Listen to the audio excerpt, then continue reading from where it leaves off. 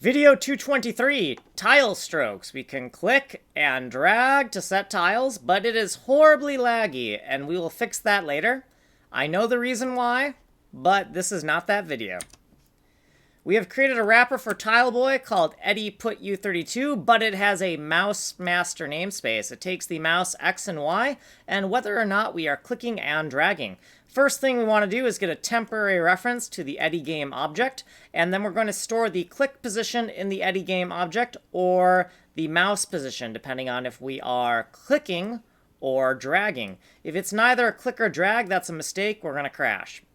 Then we're going to do a force update so that we can calculate the discrete mouse X, discrete mouse Y, and the global tile X, global tile Y. And I lied, because now we are getting the mouse position here, but I am going to keep the code like this here because of the regularity.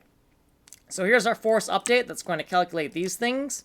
And then we are going to call TileBoy put. But we need to calculate these variables here. So some of these variables, like the tile size exponent layer and tile value, are from the editor object.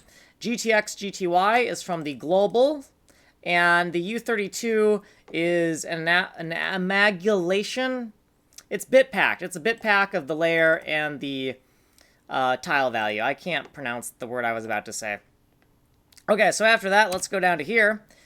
In the click drag function, we've refactored this, so we're no longer echoing here or here. And now we have a case when it's both clicking or dragging. And here's where we're going to do the mouse master editor put that we just looked at.